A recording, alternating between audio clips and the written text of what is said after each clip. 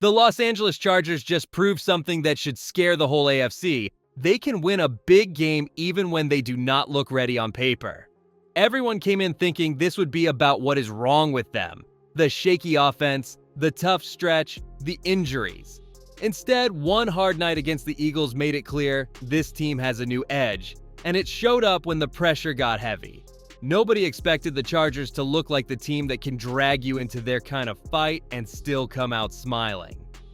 Here is the twist. The Chargers did not suddenly turn perfect. They got dangerous while staying flawed. Justin Herbert played through pain and still made the kind of throws that keep a team alive when the pocket caves in.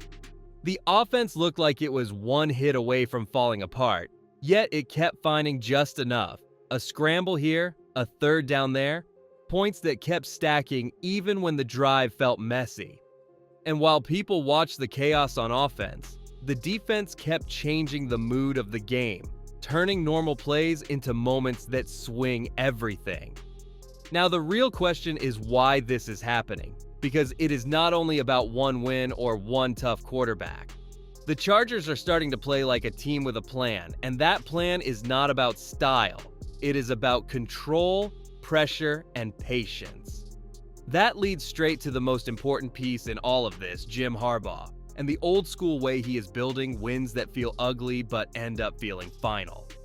But before we jump into that, hit that like and subscribe button for more Chargers and all the NFL content. Let's aim for 250 likes on this video. The Los Angeles Chargers are not trying to impress anyone. They are trying to trap teams. The scary part is how calm they look while doing it. When the game gets tight and fans start begging for a big shot, the Chargers do the opposite. They slow the pace, they take what is there, and they dare you to blink first. That is not boring. That is control, and it is exactly why this run feels like it can travel. This is where Jim Harbaugh shows up as the real force behind the change. He is building a team that treats every drive like a small battle, win the field, win the clock, win the next snap. And when the offense stalls, he does not panic because he trusts the kick and the defense to keep the pressure rising. That is why Cameron Dicker matters so much, because when a kicker hits 5 field goals in a night like that, it turns every slow drive into points and every stop into a bigger squeeze. But this plan only works if the defense keeps taking the air out of the other team. If you play patient football, you are basically telling the opponent, you will get tired before we do, and you will be the one who makes the big mistake. So now the spotlight swings to the part nobody can fake. The moments when the ball finally goes up and the Chargers defenders attack it like it belongs to them. That is the next piece of this story, because the way this defense is finishing drives is what makes the whole blueprint feel dangerous. The Los Angeles Chargers are starting to win with a weapon that does not show up until the moment it is too late. Defenders who hunt the ball like they know where it is going. The shocking part is how fast this attitude has spread, because it is not one lucky bounce or one wild tip drill. You can feel the confidence rising snap by snap, like the secondary is waiting for the throw, not reacting to it. That is when a game stops feeling close, even if the score is still tight. This is where Tony Jefferson has turned into a true difference maker, not with talk, but with timing and nerves that do not shake. He plays like a veteran who has seen every trick, stays patient, then attacks the moment the quarterback shows his plan. Beside him, Dante Jackson has brought real bite on the outside, shrinking space and forcing throws to be perfect, because anything loose is getting punished. And when the younger names like Cam Hart, Dion Henley, and Tarheeb Still make smart choices after the play, it tells you this is not chaos. It is discipline with teeth. Now here is what nobody talks about enough. Takeaways are never a gift. They are a chain reaction.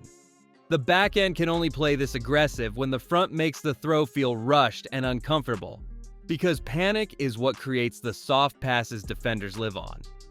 That is why the next piece matters so much. The pass rush that is turning calm quarterbacks into quick decisions, and how the Chargers are building pressure that shows up right when the game is on the line. The Los Angeles Chargers are winning with a kind of pressure that feels personal, because it hits your quarterback's comfort first, then it hits your timing, then it hits your nerve. The scary part is how fast it shows up. One snap looks normal, The next snap, the pocket is gone and the read is rushed. That is when an offense stops calling what it wants and starts calling what it can survive. And once a quarterback feels that shift, every throw starts carrying danger. It starts up front with Khalil Mack setting the edge like a wall, then closing it like a trap. Tuli Tuipulotu keeps driving bodies backward, shrinking the pocket until there is nowhere clean to step. And when Odafe Owe flashes off the edge, it forces the ball out early, before roots are ready and before feet are set. Even when Saquon Barkley broke one big run, the Chargers did not panic. They tightened lanes and made the Eagles earn everything the hard way, which is exactly how you make a fast offense feel stuck. Now think about what that does to a quarterback like Jalen Hurts when he cannot settle in, cannot escape clean, and keeps seeing pressure right as he wants to pull the trigger. That is how you get a night where the ball ends up in the wrong place and the damage stacks, including a line like 4 interceptions that changes the whole story of a game. And it also sets up the part nobody can ignore, because if your defense is going to play this aggressive, your own quarterback has to answer under fire too. Which pulls us right back to Justin Herbert and the way he keeps the offense alive when the game turns into pure chaos. The Los Angeles Chargers have one reason they never feel out of a game, and it is Justin Herbert refusing to play like the moment is too big. The shocking part is how his box score can look quiet, yet the game feels like he is controlling it anyway. Against Philadelphia, he finished 12 of 26 for 139 yards. But that does not explain the real story, because every snap asked him to solve a problem that was changing in real time, with defenders closing fast and windows shrinking even faster. What nobody is talking about is how rare that calm is when everything is unstable. Justin Herbert does not just throw hard, he chooses the right risk, he knows when to eat a play, and he knows when to turn nothing into a first down without turning the ball into a gift. He even ran for 66 rushing yards, not because that is the plan, but because he reads the field like a chess timer is ticking and he will not waste a second. That is why his name belongs in the same breath as Lamar Jackson and Josh Allen, and why Chargers fans still feel the shadow of Phillip Rivers whenever a game turns into a war. But here's the problem that could decide the whole season. A quarterback should not have to live like this every week. The Chargers can ride a hero for a while, but December punishes teams that ask their star to dodge disaster on every drive. So now we have to get honest about the part that keeps putting him in that position, the people in front of him, the constant shuffle, and why the line is still the biggest test standing between this run and a real playoff push. The Los Angeles Chargers have a problem that shows up before Roots can even breathe. The pocket is collapsing on contact. Against the Eagles, it was not just pressure, it was constant panic. Justin Herbert got hit, chased, and forced to reset over and over, and the numbers were brutal. 7 sacks, and pressure on well over 60% of his dropbacks.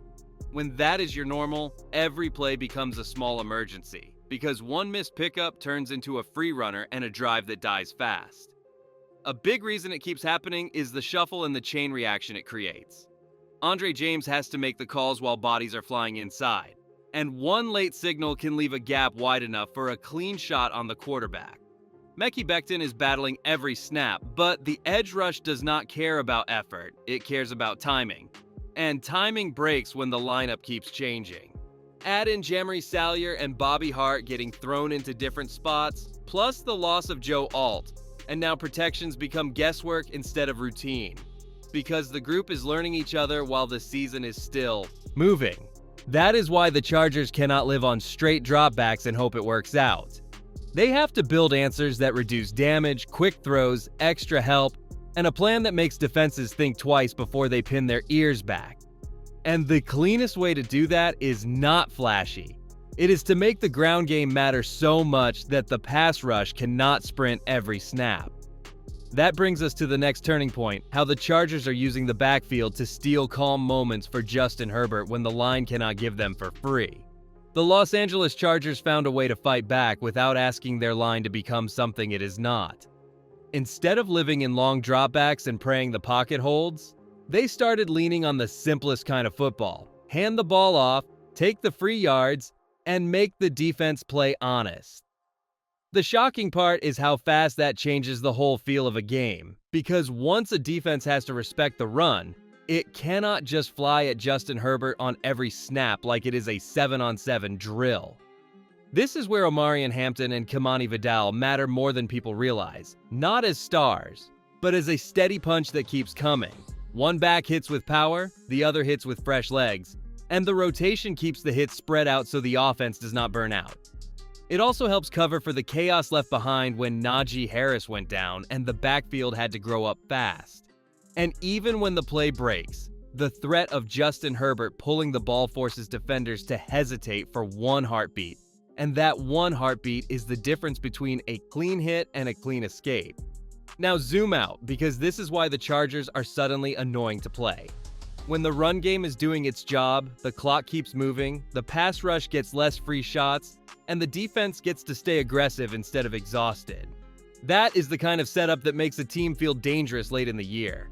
But it also puts a brighter spotlight on everything around them, especially the noise that follows Justin Herbert in Los Angeles and the strange stories that can swallow a week.